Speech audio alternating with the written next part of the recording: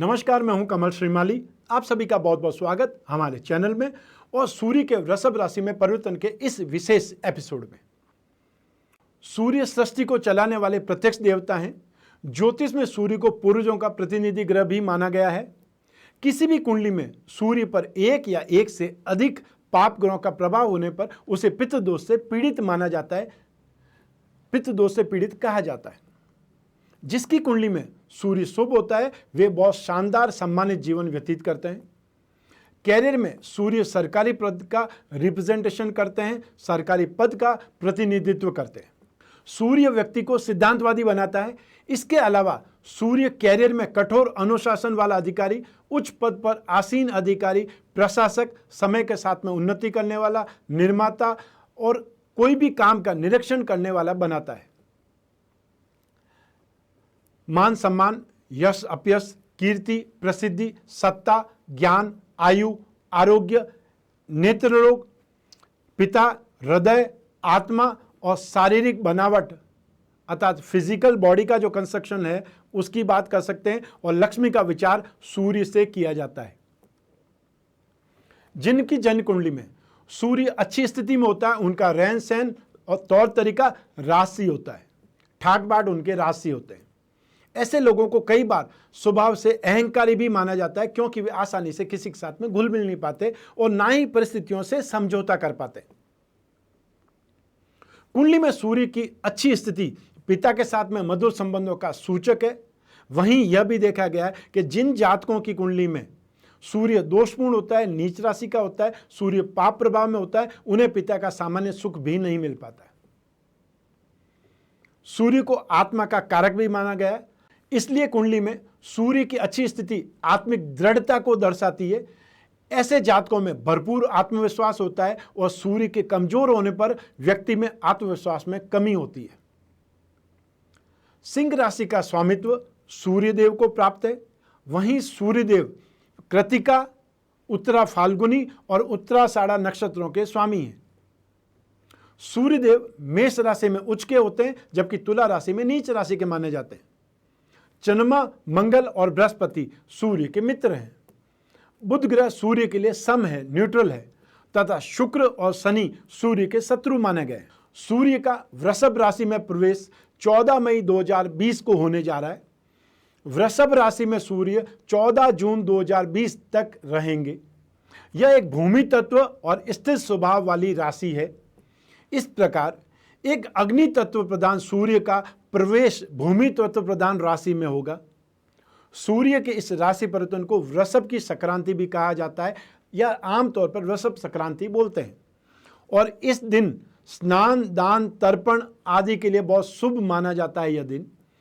तो आइए अब जानते हैं कि वृषभ राशि में सूर्यदेव का यह परिवर्तन आपकी राशि पर क्या प्रभाव देगा। आइए बात करते हैं धनु राशि की। सूर्य आपकी राशि से 9th हाउस के लॉर्ड हैं और 6th हाउस में गोचरवश प्रवेश करेंगे। 6th हाउस अर्थात रोग भाव। इस भाव से शत्रु, कोर्ट कचहरी, विवाद, अभाव, कर्ज और लाइफ में आने वाले ऑब्स्टिकल्स के रूप में देखा जाता है। इस भाव में सूर्य का आना आपके लिए कई परेशानियों से मुक्ति दिलाने वाला साबित होगा। यह सूर्य एनिमीज से, शत्रुओं से, विरोधियों से आपकी रक्षा करेगा। वाद विवाद में सफलता मिलने के योग बनेंगे और कोर्ट कचहरी के जुड़े मामलों में आप सफलता पाएंगे या फिर पलड़ा आपके पक्ष में भारी रहेगा। आपके विरोधी आपके सामने कमजोर हो जाएंगे, निर्बल हो जाएंगे, या फिर अपने सामने ऐसा ही महसूस करेंगे, आपके सामने आने की उनकी हिम्मत नहीं होगी। इस समय काल में आपके खर्चे जरूर बढ़ जाएंगे, लेकिन वे किसी गलत काम पर नहीं होंगे, बल्कि सही समय पर और सही काम के लिए व्यवस्थित रूप से खर्च होंगे, जिसका असर आपकी आर्थिक स्थिति पर ज़्यादा नहीं पड़ेगा, बोझ नहीं पड़ेगा। नौकरी और कैरियर में आपका प्रभाव बढ़ेगा, आपका इन्फ्लुएंस बढ़ेगा। नौकरी में यह गोचर काल बहुत पॉजिटिव साबित होगा और आप जितनी मेहनत करेंगे उसी के अनुपात में आपको बहुत बेस्ट रिजल्ट भी मिलेंगे। यदि आप कोई कॉम्पिटिटिव एग्जाम की तैयारी में जुटे हुए हैं तो यह गोचर आपके लिए सक्सेस के रास्ते खोल देगा। और किसी कंपटीशन एग्जाम जो दिया हुआ है, कोई एंट्रेंस टेस्ट जो ऑलरेडी आप दे चुके हैं, उसमें सक्सेस मिलने के बहुत ज़्यादा चांसेस हैं। कामकाज की जगह पर, अपने ऑफिस में आपके सीनियर्स, आपके अधिकारी आपसे खुश रहेंगे, आपसे प्रसन्न रहेंगे और आपका सपोर्ट भी करेंगे, सहयोग भी करेंगे, मार्गदर्शन भी करेंगे। गवर्नमेंट सेक्टर या गवर्नमेंट सिस्टम से आपको गेन मिलने का बहुत ज़्यादा चांसेस है, या एक प्रकार से ये कह सकता हूँ कि लाभ मिलने का मार्ग प्रशस्त हो चुका है। आपका पैसा कहीं रुका हुआ है, कहीं फंसा हुआ है, गवर्नमेंट सेक्टर में ही कोई पैसा आने वाला है, गवर्नमेंट सेक्टर में ही कोई बकाया पैसा है, तो इस समय काल में आपको मिल सकता है। गवर्नमेंट सेक्टर से या गवर्नमेंट की किसी न किसी प्रोजेक्ट से आपको गेन मिलने वाला है। यदि आप पर कोई कर्ज बाकी है तो वह भी कर्ज चूकने की पूरी संभावना इस समय काल में बनी हुई है। इस गोचर काल के दौरान आपकी डेयरिंग और आपकी एनर्जी में इंप्रूवमेंट आएगी। आपकी हेल्थ में भी आपको एक प्रकार से इंप्रूवमेंट महसूस होगा। आप रिलैक्स फील करेंगे और आप काफ़ी चुस्त दुरुस्त महसूस करेंगे, एनर्जेटिक महसूस करेंगे। आपकी पर्सनल लाइफ में भी इंप्रूवमेंट आएगा, अर्थात आप अपनी मैरिड लाइफ में भी खुश रहेंगे। आपकी संतान की प्रगति होगी और आप खुद बहुत खुश रहेंगे, बहुत कॉन्फिडेंट रहेंगे और प्लेजर मूड में रहेंगे। आइए अब बात करते हैं सूर्य के दोष निवारण के उपायों की। जिन राशि के व्यक्तियों को सूर्य नकारात्मकता देगा, दोष देगा, पीड़ित करेगा, चाहे हेल्थ में हो, चाहे कैरियर में हो, चाहे और किसी ढंग से हो, उन व्यक्तियों को, उन जातकों को सूर्य से संबंधित उपाय करने से राहत मिलेगी। इन उपायों में सबसे पहले द्वादश आदित्य कवच धारण करना चाहिए। हर माह सूर्य जब परिवर्तन होता है, राशि परिवर्तित करता है, तो उसे संक्रांति कहा जाता है। तो 12 ही सूर्य परिवर्तित जो होते हैं, अलग अलग राशि में जाते हैं, उनके दोष निवारण के लिए हमने एक विशेष कवच का निर्माण किया है, द्वादश आदित्य कवच। स्पेशली सूर्य से संबंधित है। जिन लोगों को अपने पिता के साथ में वैचारिक मतभेद है, जो गवर्नमेंट सर्विस करते हैं और उनके ऊपर व्यर्थ के दोषारोपण लगते रहते हैं, जिनको हार्ट से संबंधित प्रॉब्लम है और जिन लोगों में आत्मविश्वास की कमी है, उनके लिए विशेष रूप से ये कारगर है। और इस कवच के निर्माण के लिए आपको अपना नाम, अपने पिता का नाम, अपनी माता का नाम, गोत्र, कास्ट और एड्रेस ये सब देना होगा, तब आपके लिए कवच का निर्माण होगा। ये सारी जो सूचना है वो पूजा पाठ के अंदर काम आती है, इसलिए ये इन्फॉर्मेशन आपको देनी होगी।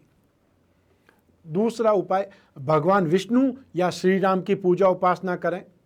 विष्णु सहस्त्र नाम का पाठ, विष्णु सूक्त का पाठ, राम रक्षा स्तोत्र का पाठ या श्री राम से संबंधित कोई भी मंत्र जाप, वो आपको करना शुभ रहेगा। आप विष्णु चालीसा या श्री राम चालीसा का पाठ करके भी उपाय कर सकते हैं, राहत प्राप्त कर सकते हैं। नित्य सूर्य को अर्घ्य दें। अर्घ्य कैसे देना चाहिए वो मैंने कई बार बतलाया, फिर आपको बोल देता हूँ कि तांबे का पात्र लेना है, उसमें पानी भरना है, उसमें थोड़ा सा कुमकुम डालना है, थोड़ा सा गुड़ डालना है और साथ में लाल पुष्प यदि हो तो आपके पास में वो पुष्प लेना है। और सूर्य का मंत्र ओम गृणी सूर्याय नमः या फिर ओम राम रीम रोम स सूर्याय नमः का मंत्र जाप उच्चारण करते हुए अपनी पूरी हाइट से सूर्य और आपकी आंखों के बीच में वो जल गिरना चाहिए। इस ढंग से सूर्य को अर्घ्य दिया जाता है। सूर्य ग्रह की शांति के लिए सूर्य के बीज मंत्र, जैसा कि मैंने अभी बतलाया है, ओम राम रीम रोम स सूर्याय नमः का हर रोज एक माला नियमित मंत्र जाप करना चाहिए। सूर्य ग्रह से संबंधित वस्तुओं का दान रविवार को जरूर करना चाहिए। स्पेशली सूर्य की होरा में और सूर्य के नक्षत्रों में यदि सूर्य का दान करे, सूर्य की वस्तुओं का दान करे तो और ज़्यादा शुभ होता है। जब कृतिका नक्षत्र हो, उत्तरा फाल्गुनी नक्षत्र हो, उत्तरा आषाढ़ा नक्षत्र हो, उस दिन प्रातः सूर्योदय से 1 घंटे के भीतर भीतर सूर्य की वस्तुओं का दान किया जाना चाहिए। यह सबसे ज़्यादा श्रेष्ठ होता है। दान करने वाली वस्तुएं कौन सी है? गुड़, गेहूं, तांबा, माणिक्य रत्न, लाल पुष्प, खस और मैनसिल, इनका दान आप कर सकते हैं अपनी सामर्थ्य के अनुसार। जो आपकी पॉकेट अलाउ होती है, पॉकेट अलाउ करती है, वो दान आपको देना चाहिए। कितनी संख्या में दें वो सब कुछ आपके ऊपर डिपेंड करता है। ऐसा कुछ भी नियम नहीं है कि आप 1 किलो दें या ट्रक भर के दें। सिर्फ आपकी जितनी सामर्थ्य है उतना आपको दान देना चाहिए। इस समय काल में लगभग अप्रैल माह में, और या फिर ये बोल सकते हैं कि लॉकडाउन जब से स्टार्ट हुआ है उस समय से हम निरंतर टेलीफोनिक कंसल्टेंसी के माध्यम से ही सर्विसेज दे रहे हैं। और क्योंकि इस समय लॉकडाउन में होने के कारण सभी लोग टेलीफोनिक कंसल्टेंसी पर ही डिपेंड है, इसलिए हमारे पास में भी बैकलॉग ज़्यादा है। आप लोग जो भी टेलीफोनिक कंसल्टेंसी के लिए टाइम स्लॉट बुक करते हैं, फीस जमा करा देते हैं, उसके बाद में कम से कम 48 घंटे तक धैर्य बनाए रखें। कोई इमरजेंसी है तो हम सबको साइड में करके उस इमरजेंसी वाले पर्सन से सबसे पहले बात करते हैं। इमरजेंसी का मानवीयता के दृष्टिकोण से यदि कोई वास्तव में पीड़ित है, उन सबको देखते हुए हम उसको प्रायोरिटी पे देते हैं, प्रायोरिटी पे इम्पोर्टेंस देते हैं। लेकिन इसका अर्थ ये नहीं है कि बाकी सभी लोग इम्पोर्टेंट नहीं हैं। तो यदि आप भी टेलीफोनिक कंसल्टेंसी के माध्यम से अपने प्रश्नों के जवाब चाहते हैं, अपनी जन्म कुंडली का विश्लेषण कराना चाहते हैं, भविष्य में झांकना चाहते हैं, कोई बहुत महत्वपूर्ण निर्णय लेना चाहते हैं, तो ऐसी स्थिति में टेलीफोनिक कंसल्टेंसी के लिए टाइम स्लॉट बुक कराना पड़ेगा। और इसके लिए स्क्रीन पर जो व्हाट्सएप नंबर आते हैं उस पर सिर्फ अपना नाम और फ़ोन नंबर लिख करके या सिर्फ आप हमें मैसेज कर दीजिए, वापस आपके पास में पूरा प्रोसीजर आएगा, वो प्रोसीजर को फॉलो कर दीजिए। उसके बाद में आप और मैं सिर्फ और सिर्फ आपकी कुंडली पर, आपके प्रश्नों पर चर्चा करेंगे और जो भी उचित उपाय होंगे वो भी आप तक संचार माध्यमों के द्वारा पहुंचेंगे। आपकी कोई भी प्रॉब्लम है, एक बार बातचीत हो गई, एक बार मैंने उपाय आपको भेज दिए लिख करके, उसके बाद में जो भी आपकी गोपनीयता है वो वहीं समाप्त हो जाएगी।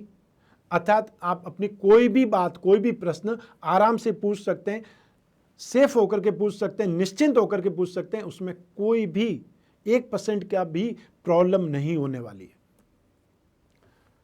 स्वस्थ रहें, प्रसन्न रहें, अपना, अपने परिवार का, अपने घर में छोटे छोटे बच्चों का इस समय काल में महामारी से ज़्यादा केयर करें। और जो आपके घर में बुजुर्ग हैं उनका और ज़्यादा केयर करने की ज़रूरत है, उनके साथ में समय गुजारने की ज़रूरत है, क्योंकि आपके घर में एक प्रकार से एक्सपीरियंस का खजाना पड़ा है। आप उसमें से जितना निकाल सकते हैं, ये आपकी अपनी पूंजी है, अपनी कैपिटल है, उसका फ़ायदा आप उठा सकते हैं। आप सभी को मेरा नमस्कार, बहुत बहुत शुभकामनाएं। ईश्वर आपकी रक्षा करे। धन्यवाद।